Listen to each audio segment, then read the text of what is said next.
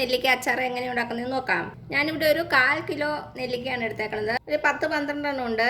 ഒരുവിധം വലിയ നെല്ലിക്കയാണ് എനിക്ക് കിട്ടിയേക്കുന്നത്. ഫസ്റ്റ് നമ്മുടെ നെല്ലിക്ക ഒന്ന് ആവിയിൽ വേവിക്കണം. അപ്പം നിങ്ങളുടെ കയ്യിൽ ഒരു സ്റ്റീമറോ ഇഡ്ഡലി പാത്രമോ എന്തെങ്കിലും ഉണ്ടെങ്കിൽ അതിൽ കുറച്ച് വെള്ളം എടുത്തിട്ട് ഒരു 10 മിനിറ്റ് മീഡിയം തീയിലൊന്ന് ആവി കയറ്റിയാൽ മതി. അപ്പോഴേക്കും നമ്മുടെ നെല്ലിക്ക നന്നായിട്ടൊന്ന് വെന്തിട്ടുണ്ടാവും. അപ്പം ഞാനിത് ആവി കയറ്റിയിട്ട് വരാവേ. ഇപ്പം എന്താ നമ്മുടെ നെല്ലിക്ക ഞാൻ ആവിയിലൊന്ന് വേവിച്ചുകൊണ്ട് വന്നിട്ടുണ്ട്. ഒരു 10 മിനിറ്റ് ആവി കയറ്റിയതേ ഉള്ളൂ. അപ്പോഴേക്കും നമ്മുടെ നെല്ലിക്ക ഒന്ന് സോഫ്റ്റ് ആയിട്ട് വന്നിട്ടുണ്ട്. ഇനി ഇതൊന്ന് ചൂടാറിയതിന് ശേഷം നമുക്ക് ചെറുതായിട്ട് കട്ട് ചെയ്തെടുക്കാം.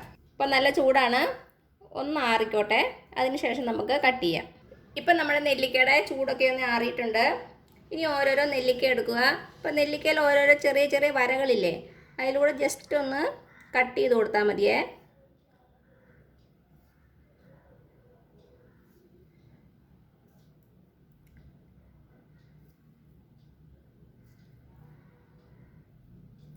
അപ്പോൾ നമുക്ക് ഈസി ആയിട്ട് ഇങ്ങനെ ചെറിയ ചെറിയ പീസായിട്ട് കിട്ടും.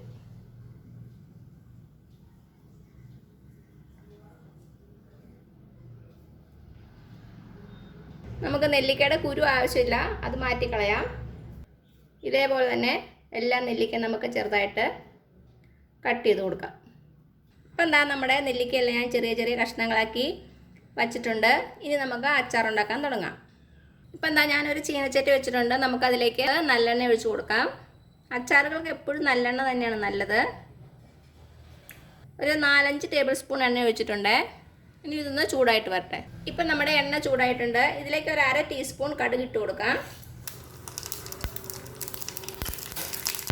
പിന്നെ വേണ്ടത് 2 വറ്റൽമുളക് ഇങ്ങനെ ചെറുതായിട്ട് കട്ട് ചെയ്തത്. ഇനി ഇതിലേക്ക് നമുക്ക് വെളുത്തുള്ളി ഇട്ട് കൊടുക്കാം. ഞാനിതൊരു 10 അല്ലി വെളുത്തുള്ളിയായിട്ട് എടുത്തേക്കണത്. അതിങ്ങനെ ചെറുതായിട്ട് കട്ട് ചെയ്തേക്കുവാണ്. പിന്നെ വേണ്ടത് കുറച്ച് പച്ചമുളക്, അതിങ്ങനെ ചെറുതായിട്ട് കട്ട് ചെയ്തേക്കുവാണ്. ഒരു 4 പച്ചമുളക് എടുത്തിട്ടുണ്ട്. അപ്പം എല്ലാം ചെറുതീയിലിട്ടാൽ മതി, അല്ലെങ്കിൽ പെട്ടെന്ന് അങ്ങ് കരിഞ്ഞു പോകും. അപ്പം നമ്മുടെ വെളുത്തുള്ളിയും പച്ചമുളകൊക്കെ ഒന്ന് നന്നായിട്ട് മൂത്ത് വന്നിട്ടുണ്ട്. ഇനി ഇതിലേക്ക് നമുക്ക് കറിവേപ്പില ഇട്ട് കൊടുക്കാം. അപ്പം നമ്മുടെ കറിവേപ്പില നന്നായിട്ടൊന്ന് മുരിഞ്ഞ് വന്നിട്ടുണ്ട്. ഇനി തീ ഓഫ് ചെയ്തോളൂ കേട്ടോ. തീ ഓഫ് ചെയ്തിട്ട് നമുക്ക് പൊടികളൊക്കെ ചേർത്ത് കൊടുത്താൽ മതി, അല്ലെങ്കിൽ പെട്ടെന്ന് അങ്ങ് കരിഞ്ഞു പോകും. ഇപ്പം ഞാൻ തീ ഓഫ് ചെയ്തു. ഇനി ഇതിലേക്ക് നമുക്ക് പൊടികളൊക്കെ ചേർത്ത് കൊടുക്കാം. ഞാനിവിടെ 1 table spoon Kashmiri chilli powder എടുത്തിട്ടുണ്ട്, ഒരു കളർ കിട്ടാൻ വേണ്ടിയിട്ട്. പിന്നെ 1 ടേബിൾ സ്പൂൺ നമ്മുടെ എരിവുള്ള മുളക് പൊടി.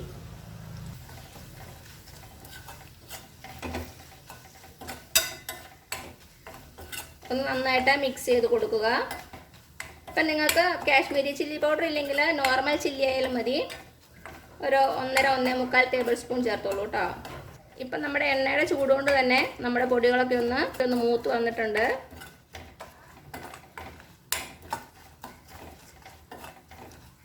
ഇനി നമുക്കൊന്ന് തീ കത്തിച്ച് കൊടുക്കാം. എന്നിട്ട് ചെറു തീയിൽ തന്നെ വയ്ക്കുക. ഒന്നുകൂടെ ഒന്ന് ഇളക്കി കൊടുക്കുക, കരിഞ്ഞു പോകാതെ നോക്കണേ. ഇനി ഇതിലേക്ക് ഒരു 1/2 ടീസ്പൂൺ ഉലുവാപ്പൊടി ഇട്ട് കൊടുക്കാം. അതേപോലെ തന്നെ ഒരു 1/2 ടീസ്പൂൺ കായത്തിൻ്റെ പൊടി. ഒത്തിരി കൂടുതൽ ഇടരുത്, 1/2 ടീസ്പൂൺ വീതം ഇട്ടാൽ മതി കേട്ടോ. അപ്പം നമ്മുടെ പൊടികളുടെ പച്ചമണമൊക്കെ ഒന്ന് മാറിയിട്ടുണ്ട്. ഇനി ഇതിലേക്ക് ഒരു 3/4 കപ്പ് വെള്ളം ഒഴിച്ചു കൊടുക്കാം.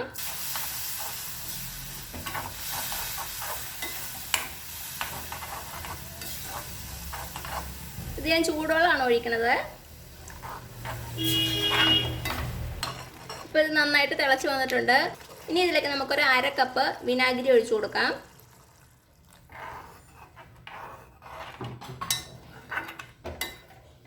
ഇനി വിനാഗിരിയും കൂടെ ചേർന്ന് നന്നായിട്ടൊന്ന് തിളച്ച് വരട്ടെ.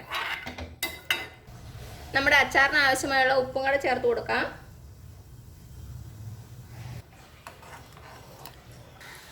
ഇപ്പോൾ ഇത് നന്നായിട്ടൊന്ന് തിളച്ച് വന്നിട്ടുണ്ട്. ഇപ്പോൾ ഇത് 2 മിനിറ്റോളം തിളച്ചിട്ടുണ്ട് കേട്ടോ. ഒന്ന് കുറുകി വന്നിട്ടുണ്ട്. ഇനി ഇതിലേക്ക് നമുക്ക് നമ്മുടെ നെല്ലിക്ക ചേർത്ത് കൊടുക്കാം.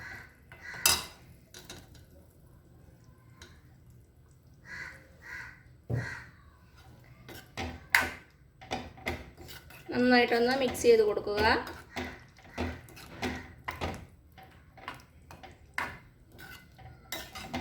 ഉപ്പൊക്കെ ഒന്ന് ചെക്ക് ചെയ്ത് നോക്കണേ. കുറവാണെങ്കിൽ ചേർത്ത് കൊടുക്കുക.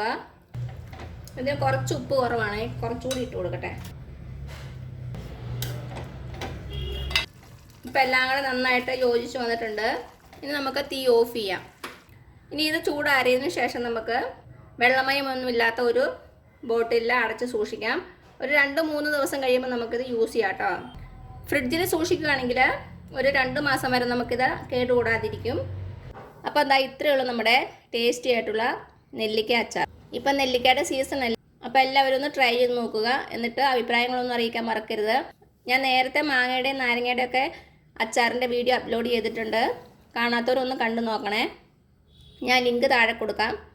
അപ്പോൾ ഈ വീഡിയോ ഇഷ്ടമാവുകയാണെങ്കിൽ സബ്സ്ക്രൈബ് ചെയ്യാൻ മറക്കരുത്. അതേപോലെ തന്നെ ലൈക്ക് ചെയ്യാനും ഷെയർ ചെയ്യാനും. അപ്പോൾ ഇനി പുതിയൊരു വീഡിയോ ആയിട്ട് വരുന്നവരേക്കും thank you so much. Bye. ഇപ്പം എന്താ നമ്മുടെ അച്ചാർ ചൂടാറിയതിന് ശേഷമുള്ള അവസ്ഥയാണ്. കണ്ട വെള്ളമൊക്കെ ഒന്ന് വറ്റി നല്ല തിക്കായിട്ടുണ്ട്. ഇനി ഇതൊരു ബോട്ടിലിൽ അടച്ചു വെച്ച് സൂക്ഷിക്കാം.